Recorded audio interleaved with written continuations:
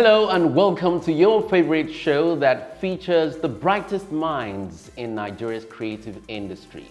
This is the Camera Lounge Season 2, brought to you proudly by Camera Joint, Nigeria's #1 camera store. I'm Kayode Alayode, your host.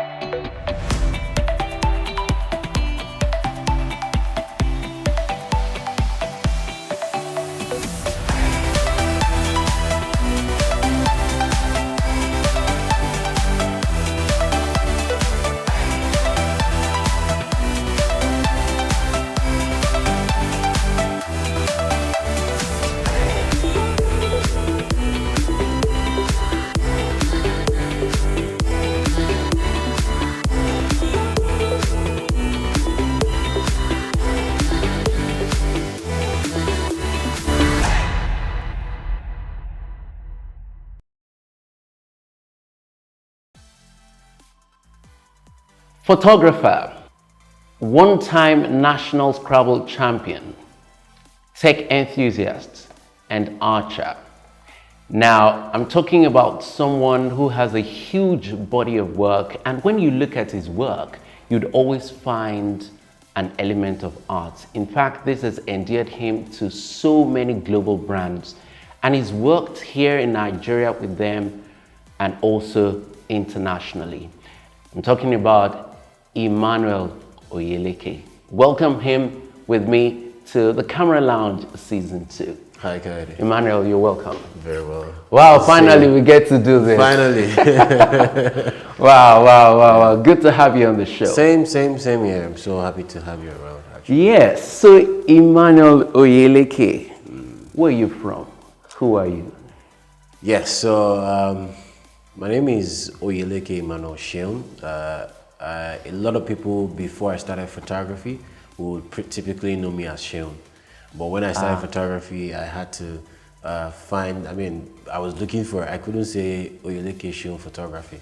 So Emmanuel Oyeleke photography sounded a lot smoother. EOP. Yes, exactly. So that was when Emmanuel stuck. I'm from Ibadan, Oyo State, born to a family of 4. I have 3 siblings. I'm the eldest of 3 siblings. They must be proud of you. Absolutely, and I'm so proud of them too. Everyone is doing great in their own way.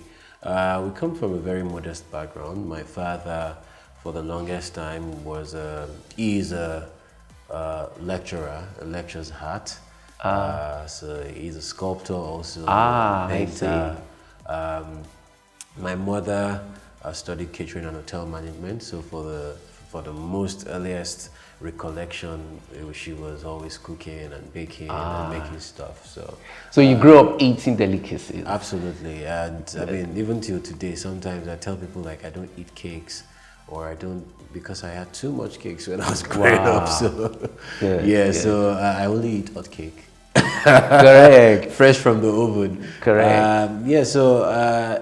We grew up, for the earliest part of my years, we grew up in Ilesha because my mom is from Ilesha, Osun State. And then eventually I moved to Ibadan after my secondary school. I finished from Privacity Education Center. They had a branch in Lagos, and then branches in Ilesha and I think Ife at some point. And then I went on to the Polytechnic Ibadan, studied computer science. I see. Alma mater as well. Yeah, I can imagine. I finished from there my ND in 2004, 2005. Went on to direct entry, Leeds City University, studied computer and information science in Ibadan. Computer and information science. And thereafter, I came for my NYSC in Lagos, and that was it. I started photography after my NYSC. All right, so you're a very, very multi-talented individual. I would say vast, probably. People could say these things are talents, but I think just things I applied myself to and picked up along the line, because I wasn't born with the ability to code or write computer programs. I wasn't born with the ability to take pictures also. So I would say in some way there are things I applied myself to, experiences that I experienced and I absorbed rather than just say being talented. Yeah. So you're telling me now that you live intentionally? For the most part, I would say yes. I live intentionally, although sometimes I tend to say the most amazing parts of my life are unprecedented. So there are things I didn't premeditate that just happens. But for the most part, I would say yes, I live intentionally. One thing also is creating the right atmosphere for happenstance to happen. That's just what it is. So, for instance, if you typically don't go to gym, you can't magically keep fit unless maybe you start running. So, for instance, if there's let's talk about an actor. If he wasn't going to gym before, he didn't do any form of physical exercises or martial arts, and suddenly there's a role in a TV commercial or a film that he has to act and he has to do martial arts. If he had been going to gym and taking classes in maybe self-defense, then all these things come into play and gives him advantage when he lands the role. But if he didn't do all that before, then he has to now prepare himself for the role, whereas he could have just effortlessly fit into the role if he was doing all those before. So that's why I said, you know what, preparation meets opportunity. That's what I.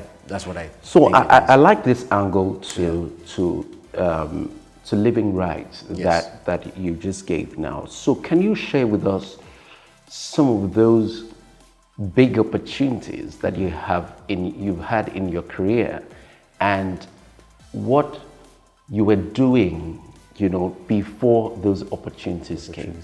I would rather not give like specific instances, but I would give a typical instance where there are things that you can just engage in. So as a photographer, I would have rather not talked from a photographer's point of view because I've had other experiences, but I will talk from a photographer's point of view. As a photographer, I think a lot of things I used to say before was, we didn't used to be this busy. And in that downtime, what you do in your downtime will determine how the next 6 months or 1 year would be. That's what I used to tell myself. So rather than when there's work is not coming, I'm just sitting looking for work or sulking. Back in the days, or even now, what I would do is I do my best work. I do my personal work when there's no client work coming, because that's what prepares me for client work. That's what clients will see and say, oh, we want to hire this guy. It's the work that I did in my downtime that they will see and say, oh, he could do this. Let's hire him for this. So that's what I always just try to tell people when it seems like work is not coming and you're not doing anything.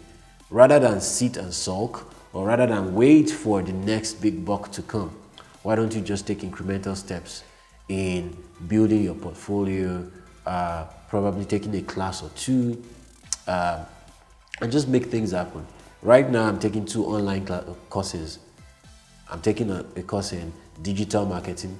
I'm taking a course in systems in design, or I'm taking a course in design thinking.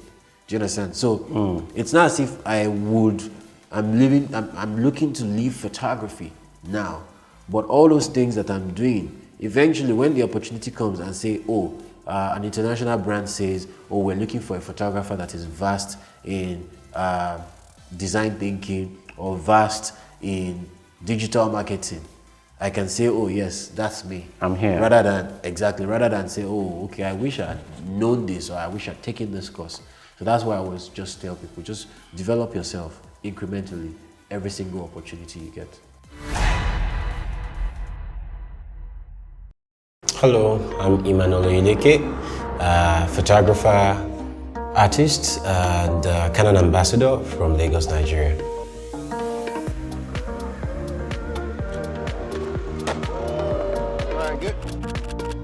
With this camera, it's just a matter of just pointing the camera and squeezing the shutter.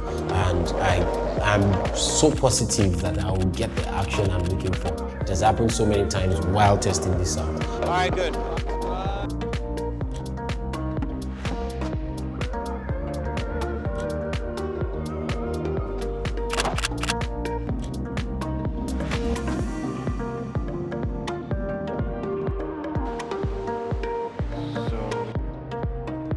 Just shoot you here and then.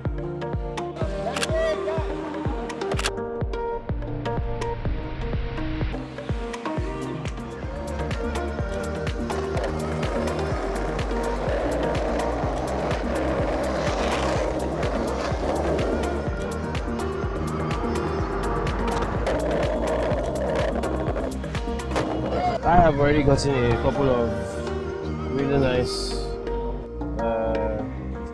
shots of them, really. Any visitor to your website would find that one of the first paragraphs there is, I love to find simple solutions to complex problems. Yeah. Where did that thinking come from? It's not a coincidence now that I said I'm studying design thinking, which is actually one of the bases of design thinking is finding solutions to problems. This door is not opening, how do we make it open? Steerings used to be not round before, but it didn't make sense because obviously you want to be able to turn around. That's how round steerings came into being. For me, for the longest time, I remember when I was a child, I used to say, I want to be an aeronautic engineer. I loved taking apart electronics. I loved building things. I used to remember electric motor, how I discovered that when you reverse the current, the direction of the motors can change. That's how I was able to, okay, so if I design a car, a toy car with, with an electric motor. All I need to do in order for it to reverse is to make sure I reverse the current. I was able to do that when I was younger. I used to take apart TVs. Even when I was in secondary school, we got like punished at some point because the proprietor of the school said we were forming a cult group. And all we were doing was we were experimenting. That was all we were doing. So we called ourselves Assault Brothers. It was 4 of us. So, bring my TV is sport. Okay, go and bring the transformer in your TV. My own radio is sport. Okay, bring the rotor in the radio that rolls the cassette tape. So we'll bring it to school. Some guy could sketch. Eventually, we were able to build a TV. The guy would sketch like comics and cartoons, and we used the rotor to keep moving the, from flipping the slides. And we had light from the back. And the guy said, we wanted to blow up the school. We were building a bomb. Wow. So that was my thinking in those days. I just loved to know why things work and what I can apply the things that work to in order to solve other problems. That was just me. And so I see that you already had or still have a very strong work ethic and a very deep one at that. You think through stuff and all of that. Yeah. So how then did you discover your style? Sometimes I tell myself that I've still not discovered fully. I still tell myself. But discovering my style in photography came as a result of observing the things I love. So, and also, I always say, I don't have a specific go-to method to my photography. The way I do things today is not the way I do it tomorrow. Last year I was photographing with maybe mostly strobes. This year I told myself, or late last year I told myself, you know what? I want to photograph with more continuous light than strobes. I started doing that.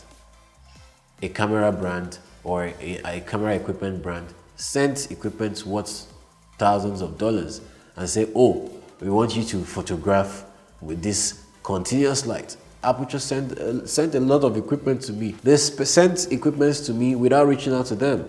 And it was just like, oh, okay. I thought I would do this. And miraculously, someone said, oh, we want to fund your dreams of doing this without even reaching out to them. It was just something I said to myself that, you know what, I'm not done photographing with strobes, but I want to experience more or experiment more photographing with continuous light. And that happened. So for me, I would say a lot of times I don't have a go-to set or a go-to technique to my photography, but what has helped me develop my style or understand my style is the fact that I observe the things I love. I love colors. I love telling stories. I love calmness. I love music. I love culture. I love nature. I love serenity. Do you understand? All these things, put them together. That's how I found my style.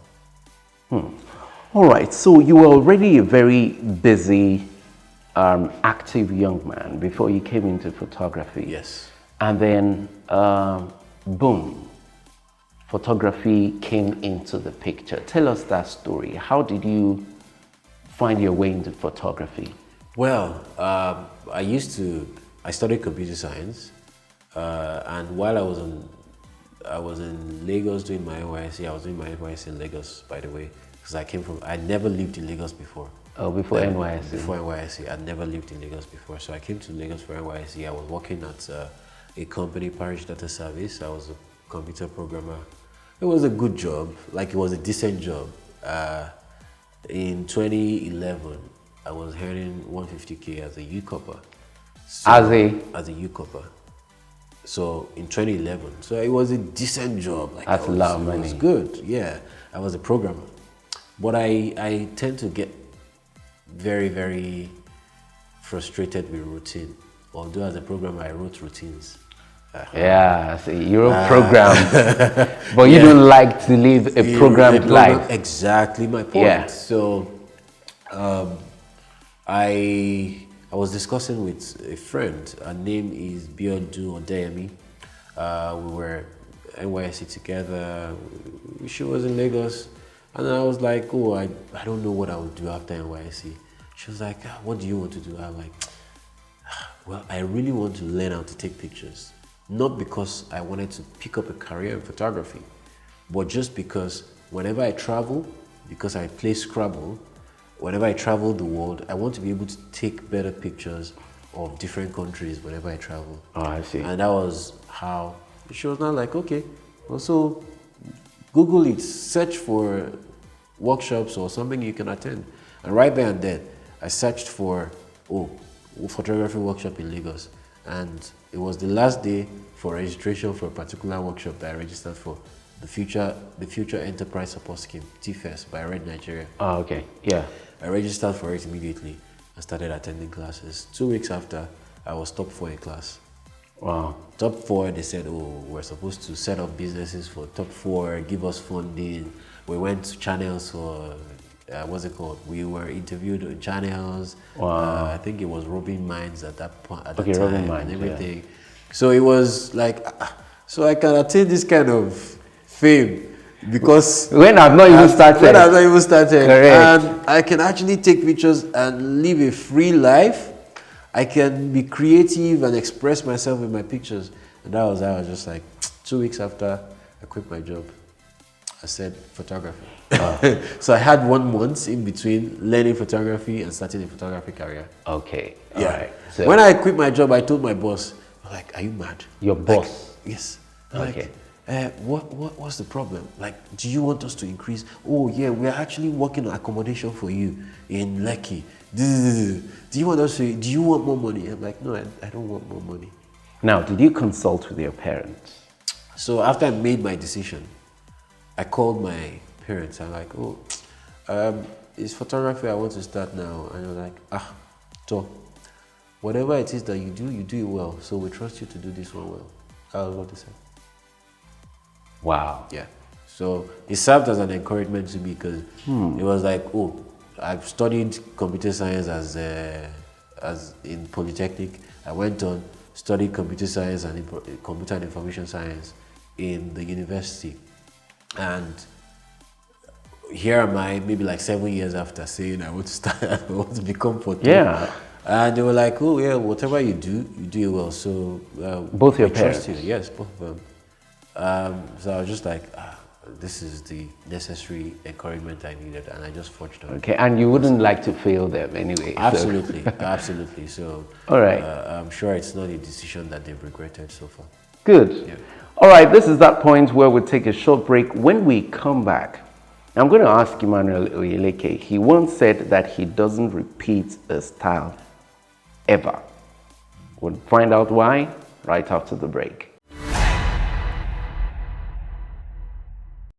Hello, I'm Emmanuel Oyeleke, photographer, artist, and Canon ambassador from Lagos, Nigeria.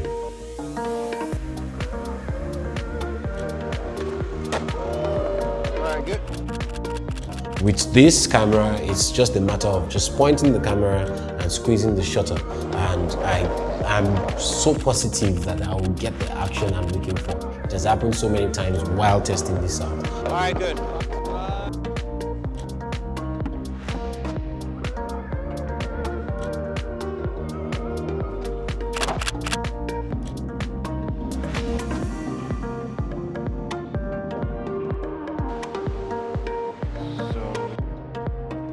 Just shoot you here and then.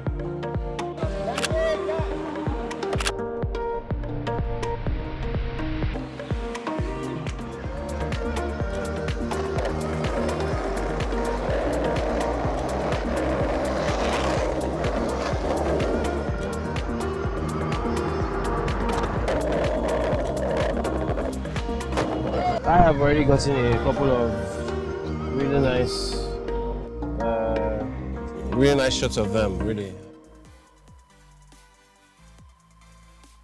Welcome back to the Camera Lounge Season 2, and on this episode I've been speaking with Emmanuel Oyeleke, the creative director of EOP Studios here in Lagos, Nigeria, and we're sitting right here in one of his studios. We'll get back to that part of his career much later in the interview. All right, so you once said that you don't repeat styles, in your work. Yeah, some people say, man, that's arrogant, man. Like, is it a myth? How do you do that, and why did you make that a policy? Well, it's not a policy. It's just the same way I feel like you have one life to live. Live them. Someone used to say that. For me, I get bored very easily. So if I have to do the same thing over and over again, and I have to do exactly the same, then I get bored from it.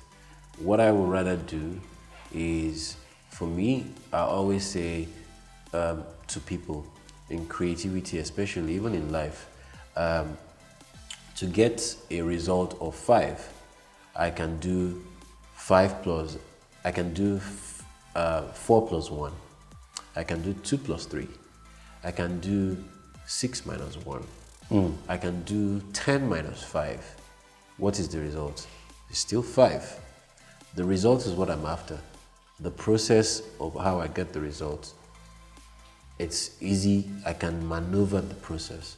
And that's the same way, that's the same principle I attach, or I approach my work with. While as a programmer, you could do while is a loop. So I love programming so much. Like, you could do while, you can do for this until this, for that. So it's the same approach. I try as much as possible to approach my work with. It's the same approach I approach life with. I try as much as possible not to get bored with whatever it is that I'm doing. And that's what happens if I employ a particular method or formula that, whenever I want to achieve your portrait, my light has to be here, this light has to be there. No, I don't do that. Or I have to use this particular light. Sometimes I intentionally throw myself in the deep that, okay, let's limit my options. Let me see if I would achieve the same result.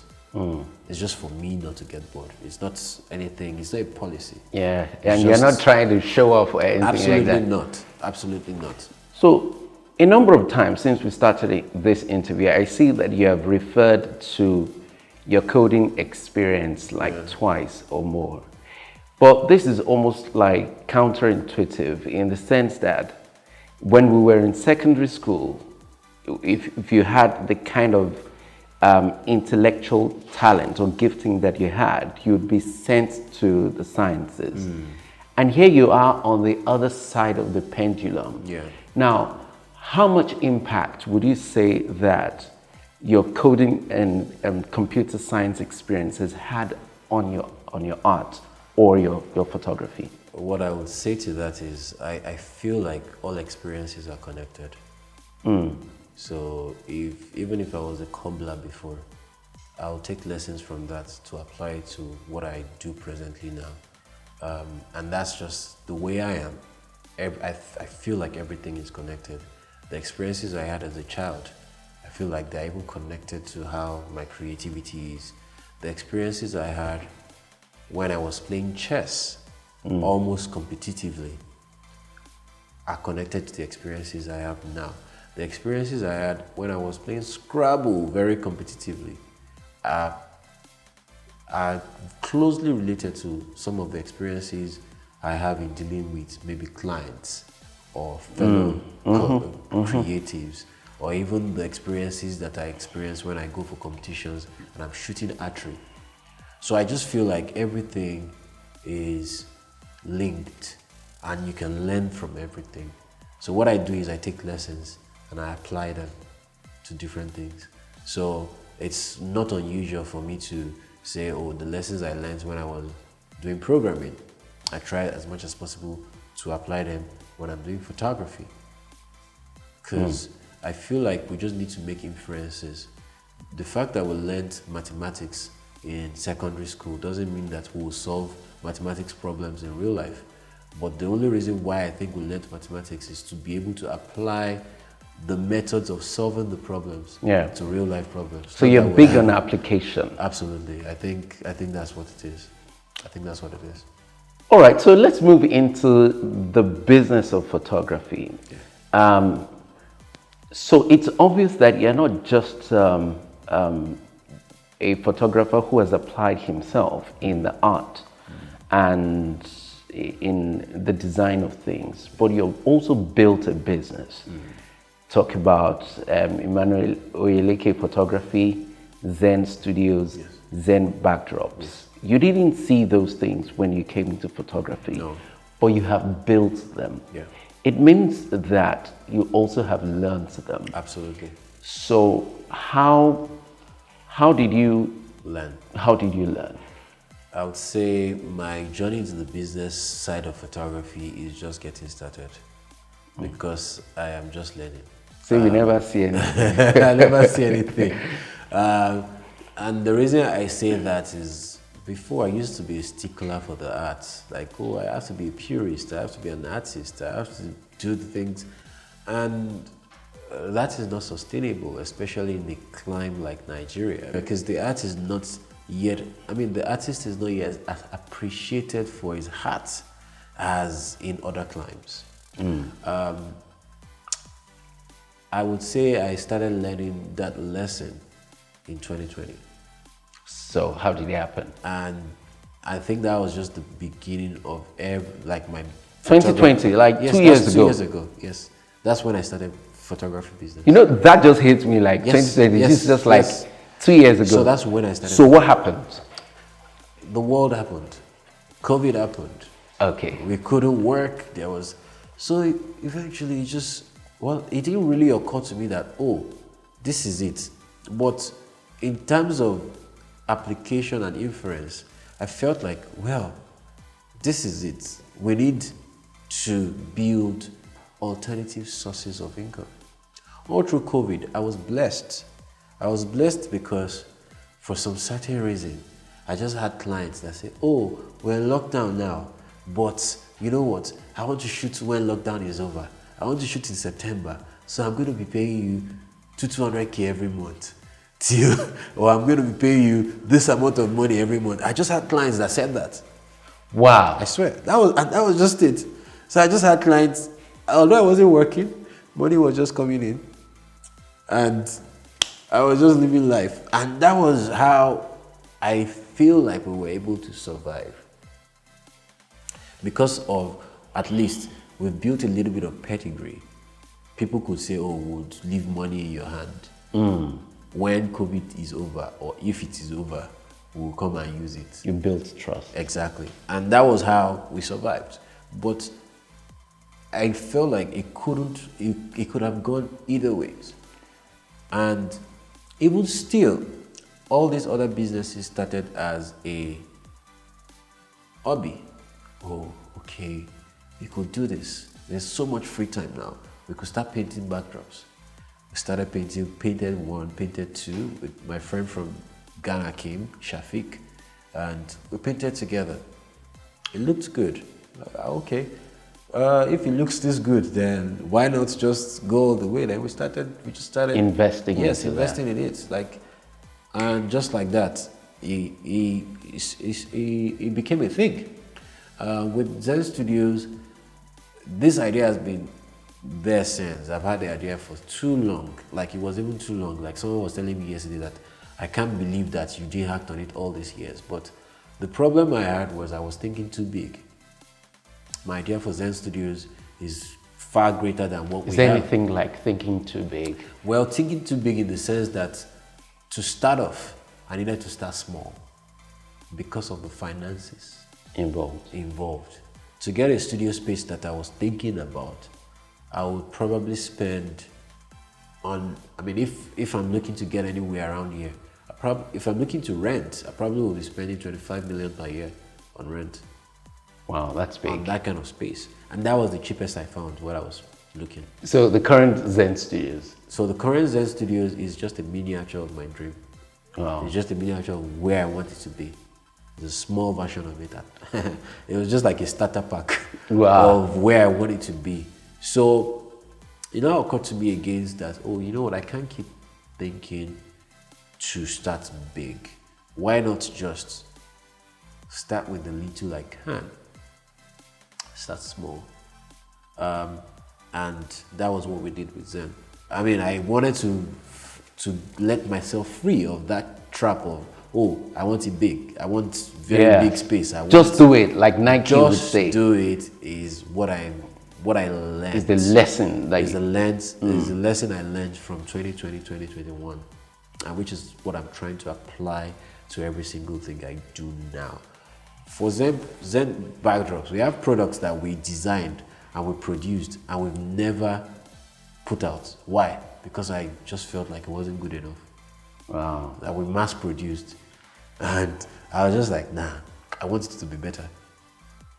But the lesson for me that I'm learning is also, if Apple waited to create the iPhone 13 or iPhone 14, they will never be where they are today. We'll just be eating raw apples. They started with iPhone 5, 6, 7. So we can start small and make incremental changes. Good. That's what I've learned from 2020, 2021, and that's when I really started the business of photography.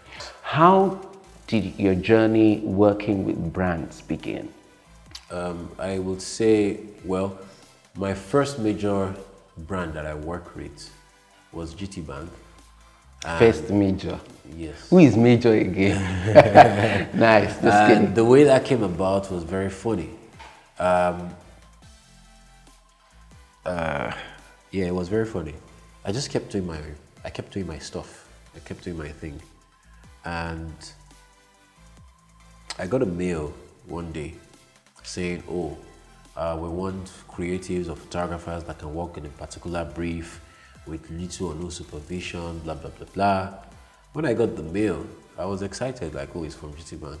But then the excitement was very short-lived because as soon as I checked, I now saw CC, maybe like 20 other photographers. Oh, I was like, so I saw some names that I knew already. This was far back, maybe 2013, 2014. So it was meant to be a collaborative project. It was meant to be a broadcast message to photographers Oh, that okay. they are looking for Okay, photographers. so you were that can- disappointed because it was not sent directly to me. only you. Okay, Yes, I because see. I just felt like, oh, who am I? I'm just starting. There are these other photographers that I saw in their dress, and I Yeah. knew them. There are people I looked up to. Wow. I was just like, I beg. I'm not going to do it. Then something just came back to me. I was like, why not just try? Then I just gave it a try. I replied them and said, oh, this is, send us the brief. What they wanted was someone to work for free, essentially, but not to work for free, to start to get almost like they're testing people to see what they will More like produce. a pre-qualification exercise. Exactly. Okay. So I was just like, oh well, I'll do what I do. I gathered the team. It was for SME Market Hub. I'm not sure. I think I still have the picture. We went onto the beach. I had like 5 or 6 models. Paid. I mean, I didn't pay them. It was, for me, it was collaborative at that point. Got like set designer, took like a whole couch and set onto the beach to shoot.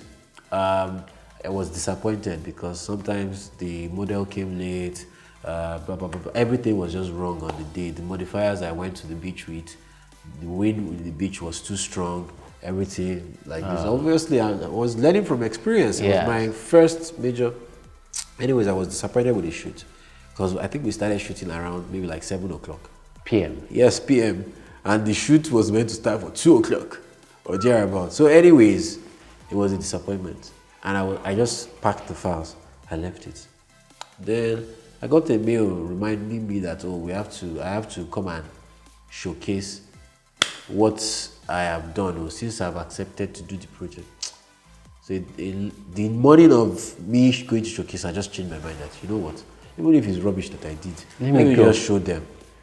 And how I just worked on it, retouched, I now did a slideshow for the thing itself. It was inside the car from Ogba, going to the island, that I was doing the slideshow. When I got to the roundabout at Ogba, police arrested the car I was in. They said, was it public transport? It was public transport. Oh, I didn't have a car then. It was public transport. They arrested. I was like, oh, I have to go this, I have to go. Eventually, they should have left us, or maybe I got another cab. I got to the island. They sat me in the office. I said, okay, in their boardroom. Okay, so what do you have to show us? The first few people came. I think I remember the names of the guys there. They're not more in GT Bank anyways. They sat down. I showed them the, what's it called? The slideshow and everything.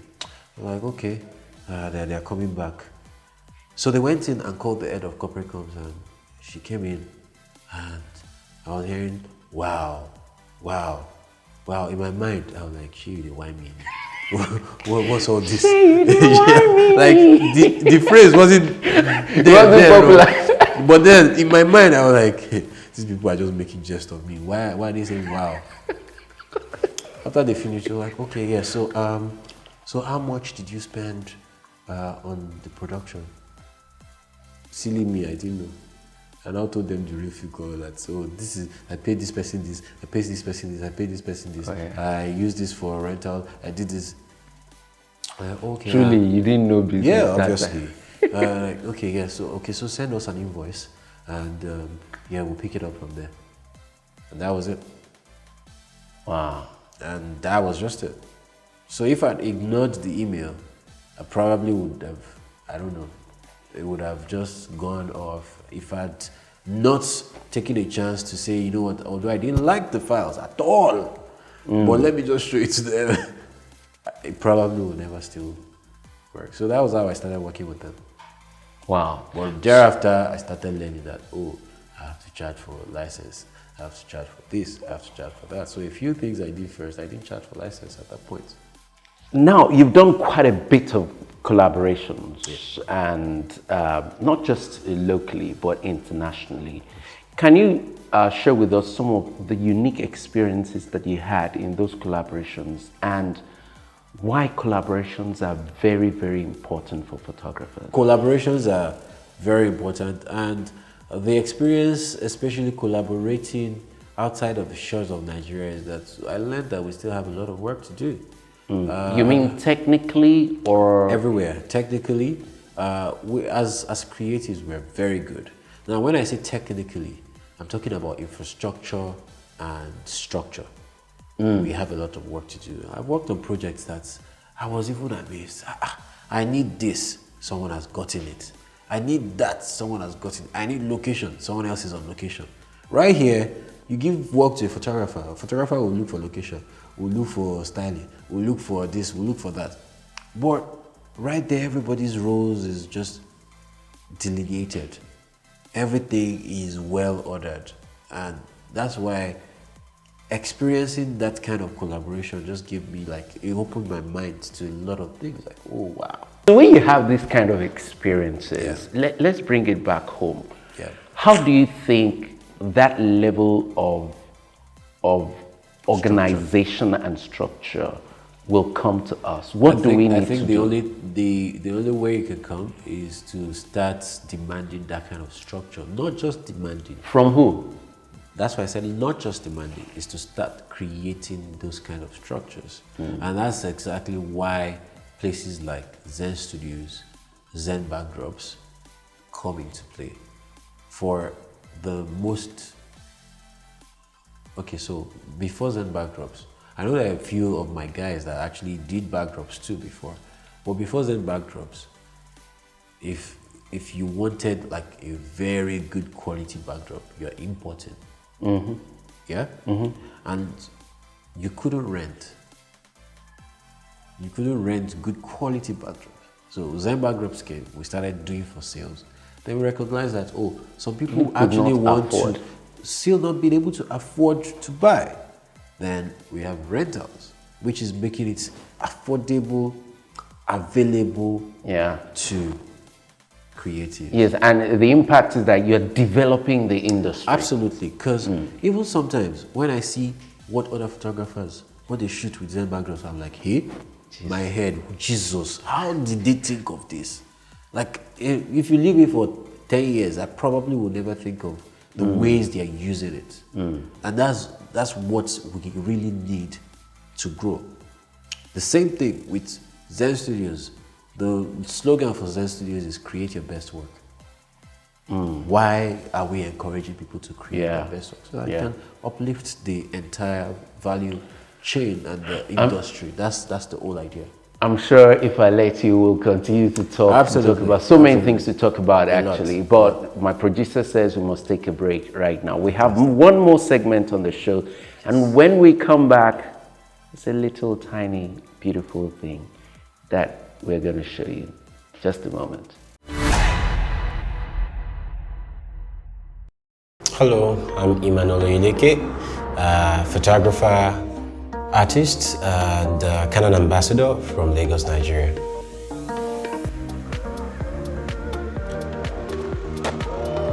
Alright, good. With this camera, it's just a matter of just pointing the camera and squeezing the shutter, and I'm so positive that I will get the action I'm looking for. It has happened so many times while testing this out. Alright, good.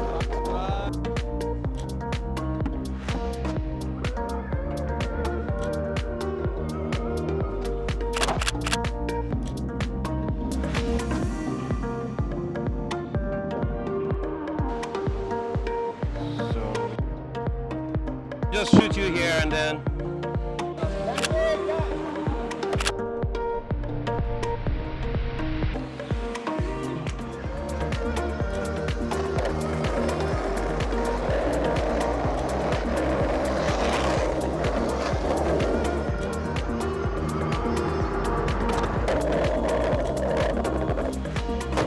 I have already gotten a couple of really nice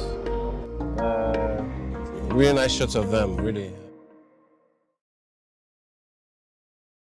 Welcome back. I've been speaking with Emmanuel Oyeleke, who is the creative director at EOP Studios here in Lagos. Emmanuel, so before we went on the break, I mentioned that we wanted you to show us something, but before then, now we realize that a lot of creatives now, pinning down to photographers, now find it hard to properly and creatively and profitably monetize their work. How did you learn this? Well, I think it's by having mentors also. I think it helps. Mentors that you can run to and say, oh, this person contacted me for this.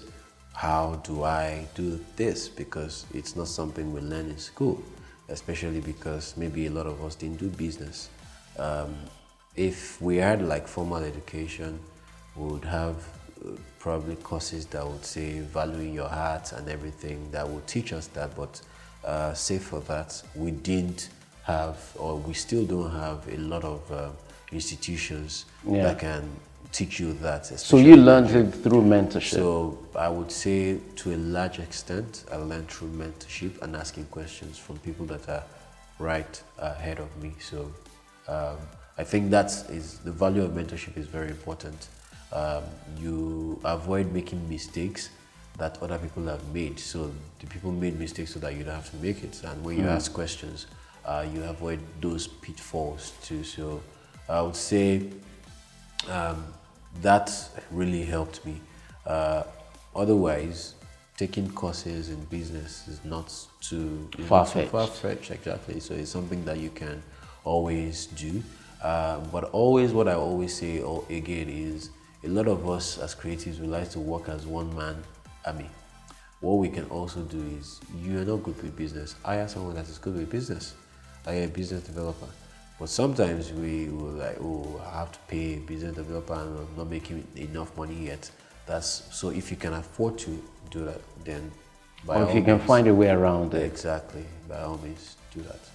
All right, great. We already mentioned that you hardly would see an Emmanuel Oyeleke work and not recognize it because of one element, and that's art. So I would like you to show us what do you consider some of your own favorite works? And you see what I'm trying to say here. There's always an art element in some of his works. Let's see. So let's begin with this first one. Look at this, for instance. For a moment, I thought it was an idol. Is this live person? Absolutely. And the funny thing is, this was as a result of collaboration. I mentioned that my friend Shafiq came in from Ghana. And I think it's a culture that we started. I think we started with Tosin Junaid. No, we actually started with maybe Tosin Junaid, then 2 years he's been in Nigeria and we did the same. So whenever he's around, we just put together a shoot and shoot together. We call it a creative shoot-off or shoot-out. I did it with Tosin Junaid, I did it with Lexash and a few other people. And this is just as a result of collaboration. Yeah, so what's the philosophy of this work, for instance? Well, the philosophy of the work, I honestly wouldn't say there's a philosophy behind it.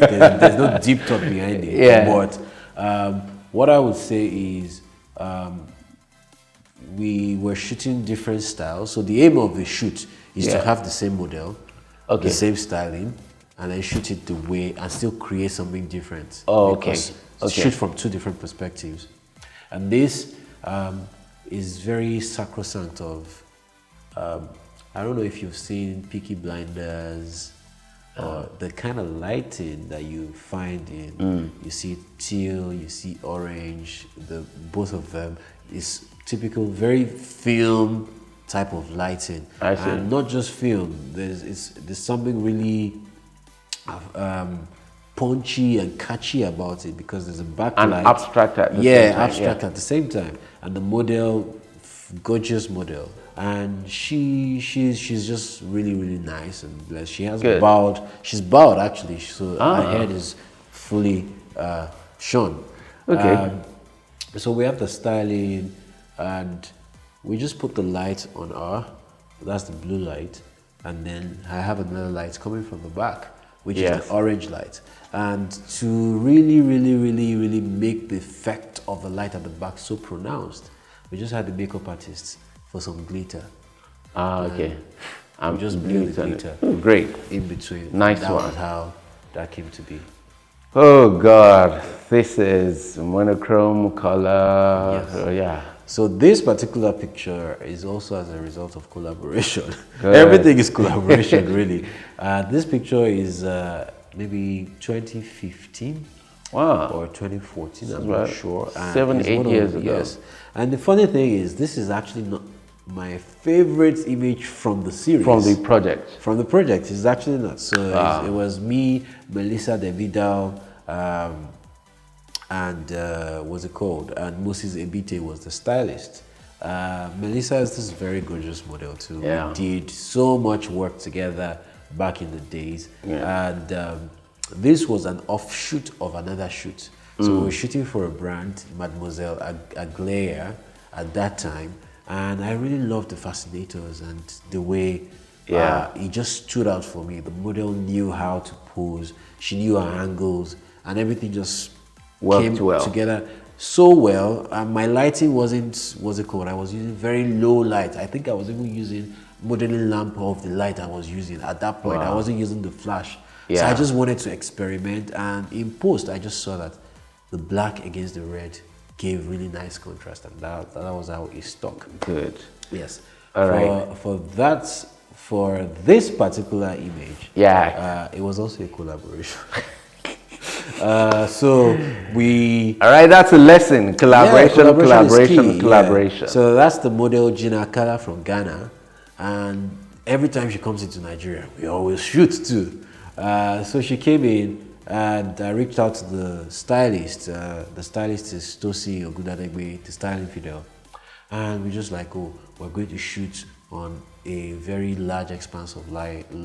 I saw the land there, and I was like, oh, I'm coming back to shoot here. I just wanted something that would express freedom and endlessness and solitude. So I was like, oh, let's branch at Yaba. Let's get fabrics. We've got like 40 yards of yellow fabric. So the yellow against the blue skies just offered really nice contrast. Good. And then we just wound the fabric around the model and just walk, just be going. Good. And I was just taking the pictures. Nice one, really. Let's take this. And this picture also was this was a production for We Fabrics, one of my clients. We have them on retainer now. She's amazing. Funny enough, I shot her yesterday. I shot her yesterday. We should have been here. Yeah, and this was, so she does fabrics. So this was one of, I just love when clients give you the freedom to express yourself. Imagine me shooting fabric for someone and I'm using dark light. So this is a result of the clients giving me freedom to do what I want to do. And it's just same sacrosanct of the same film light. Good. You see the teal, you see the red, you see the blues, you see the orange and the amber all working together. And so you can all see now everything you do, basically everything you do could be sold as an artwork. Absolutely. That's the aim. For it to outlive you and actually still have value when you're not here. Yeah, that's I'm enjoying this, but absolutely. I guess we have to go. We have to go. Absolutely. Thank you very much, Emmanuel Oyeleke, for allowing us into your beautiful, amazing studios. So much more that we could have talked about. A lot more that we didn't talk about. Yes. Battery. Yes. Scrabble. A lot. Cycling. I hope you are following him, all right, so that you can get updates on some of those things. He's a man of many parts. Thank you, Emmanuel Oyeleke, for being who you are and expressing all that that life, encourages you to put out there. We love you.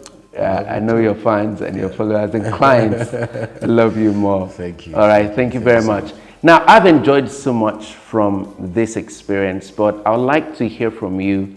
What's your biggest take from this particular episode of the program? Let's meet in the comment section and let's find out what new thing that you have learned today. Again, I'm Kayode Alayande saying thank you very much for watching. This is brought to you proudly by Camera Joints, Nigeria's #1 camera store. Bye now. Hello, I'm Emmanuel Oyeleke, photographer, artist, and Canon ambassador from Lagos, Nigeria.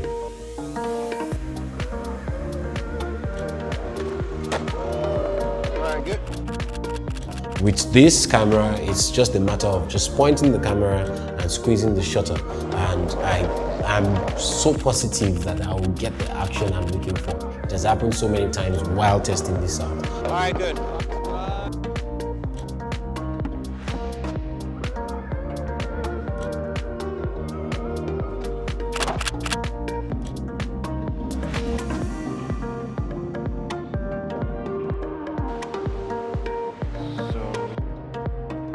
Just shoot you here and then.